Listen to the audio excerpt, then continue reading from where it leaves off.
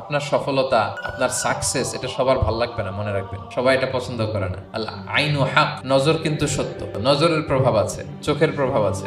এজন্য কারো ভালো কিছু দেখলে মাশা আল্লাহ বলবেন, আল্লাহর দিকে ফিরিয়ে দিবেন ওটার কল্যাণ। কি বলবেন? একটা সুন্দর ফুটফুটে বাচ্চা দেখলে মাশা আল্লাহ। কারো সফলতা দেখলে, কারো ফার্মে গেলেন, বাগানে যেয়ে দেখলেন ফল মূল ভর্তি, কি বলবেন? মাশা আল্লাহ, বিসমিল্লাহ মাশা আল্লাহ বললে এটাতে আর ক্ষতি হয় না। অনেকে বলে যে বাবা মা মাশাআল্লাহ বলা লাগে না, বাবা মা আর নাকি মামা, এই তিনজন নাকি মাশাআল্লাহ না বললে কিছু, এটা ভুল কথা। বাবা মারা বলতে হয়। বাবাও তার ছেলের কোনো সাকসেস ভালো কিছু দেখলে কি বলবে? মাশাআল্লাহ, তাবারাকাল্লাহ অথবা বিসমিল্লাহ মাশাআল্লাহ, এটা আপনারা বলবেন। ধরেন যে আপনি কোন একটা প্রোগ্রামে বসে আছেন, আপনার পাশে যে বসে, আপনি তার দিকে এরকম 10 মিনিট তাকায় আছেন, কোনো কথা ছাড়া শুধু তাকিয়েই রইলেন। তার কি ভাল লাগবে বলেন?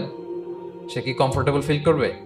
সে ভয় পাবে, সে ভয় পাবে, অস্বস্তি ফিল। আপনি কিছুই করেন নাই, না তাকে টাচ করেছেন, না ধরেছেন, ছুঁয়েছেন, কিন্তু শুধু তাকিয়ে আছেন।